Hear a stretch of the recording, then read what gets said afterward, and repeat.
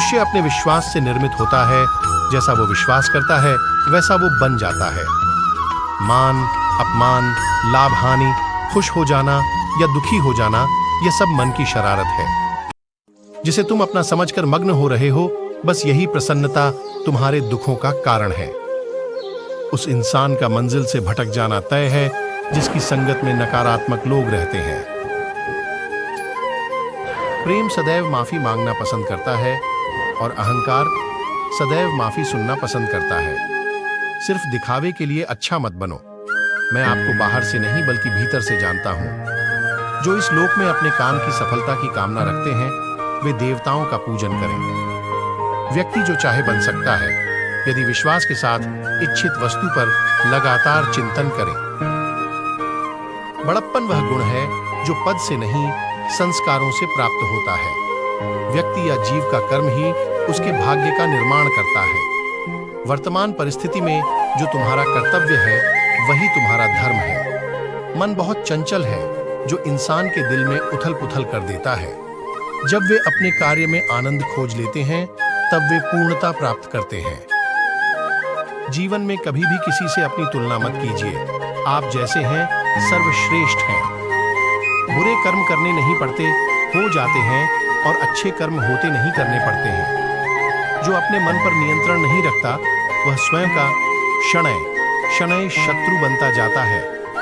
बुद्धिमान व्यक्ति को समाज कल्याण के लिए बिना आसक्ति के काम करना चाहिए। प्रबुद्ध व्यक्ति के लिए गंदगी का ढेर, पत्थर और सोना सभी समान है। आपके कर्म ही आपकी पहचान है, वरना एक नाम के हजारों इंसान हैं।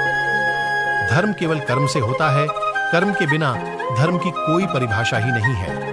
अहंकार करने पर इंसान की प्रतिष्ठा, वंश, वैभव तीनों ही समाप्त हो जाते हैं। इस संसार में कुछ भी स्थायी नहीं है। संतुष्ट मन इस विश्व का सबसे बड़ा धन है। कर्म किए जाओ, फल की चिंता मत करो। भगवान प्रत्येक वस्तु में, प्रत्येक जीव में मौजूद हैं। आत्मा अमर है, इसलिए मरने की चिंता मत करो। आत्मा का अंतिम लक्ष्य परमात्मा में मिल जाना होता है। इंसान नहीं, उसका मन किसी का दोस्त या दुश्मन होता है। शब्द उतने ही बाहर निकालने चाहिए जिन्हें वापस भी लेना पड़े तो खुद को तकलीफ ना हो। परायों को अपना बनाना उतना मुश्किल नहीं जितना अपनों को अपना बनाए रखना होता है। इंसान की सोच ही उसकी सबसे बड़ी पहचान है, वरना दुनिया में एक नाम के अनेक इंसान हैं। बहुत विनम्रता चाहिए रिश्तों को निभाने के लिए। छल कपट से तो सिर्फ महाभारत रची जाती है। प्रबुद्ध व्यक्ति के लिए गंदगी का ढेर, पत्थर और सोना सभी समान हैं। आपके कर्म ही आपकी पहचान है, वरना एक नाम के हजारों इंसान हैं। धर्म केवल कर्म से होता है। कर्म के बिना धर्म की कोई परिभाषा ही नहीं है। अहंकार करने पर इंसान की प्रतिष्ठा, वंश, वैभव तीनों ही समाप्त हो जाते हैं।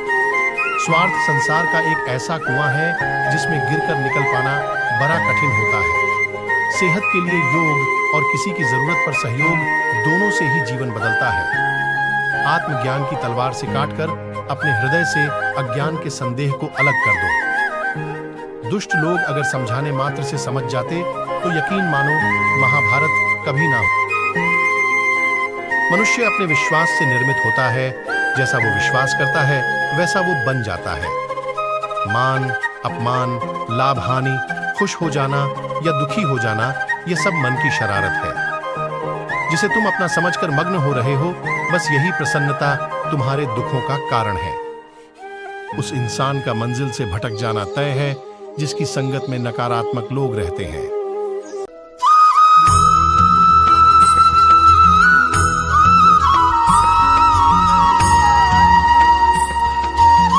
प्रेम सदैव माफी मांगना पसंद करता है और अहंकार सदैव माफी सुनना पसंद करता है।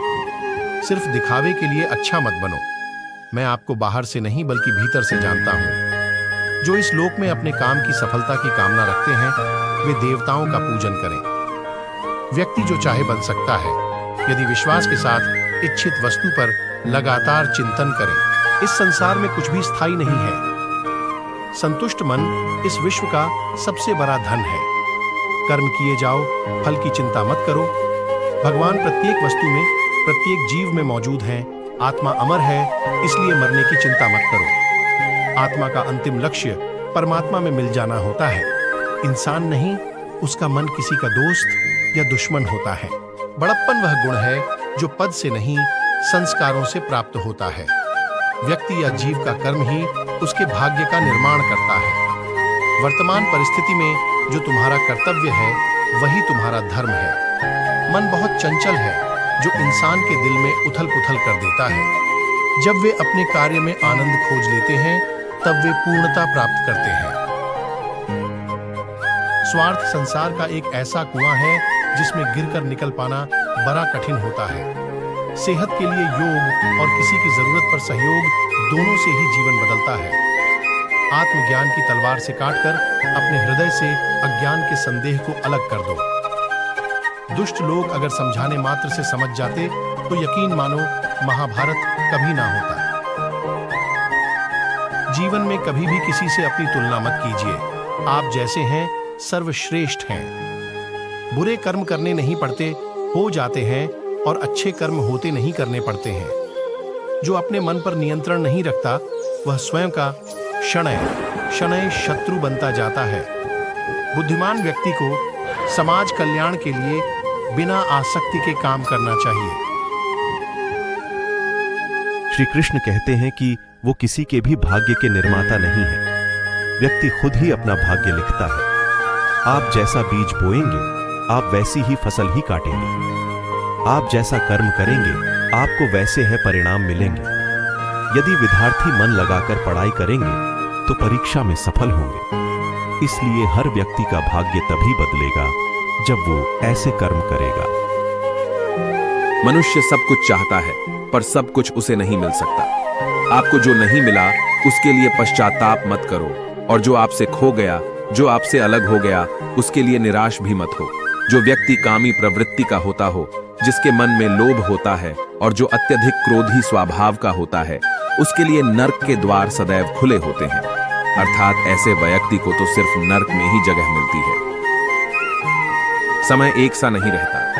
आज दुख है तो कल सुख भी आएंगे, और सुख के बाद दुख भी आना स्वाभाविक है। आपको पूरे धैर्य और श्री कृष्ण पर विश्वास के साथ अपना जीवन निर्वाह करना चाहिए। लोग अक्सर सच कहने से बचते हैं या डरते हैं, पर सत्य कभी छुप नहीं सकता और न ही कभी मिट सकता है। कितना भी छुपा लें, पर सच तो उजागर हो ही जाएगा।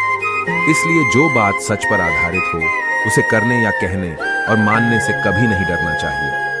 लोग अपने शरीर को सुंदर बनाने में लगे रहते हैं, पर आत्मा की सुंदरता शरीर की सुंदरता से कहीं ज्यादा महत्वपूर्ण है। शरीर तो नश्वर है, मिट्टी ही तो है, तो मिट्टी में ही मिल जाता है। पर आत्मा अमर है, इसलिए आत्मा की सुंदरता पर ध्यान दो।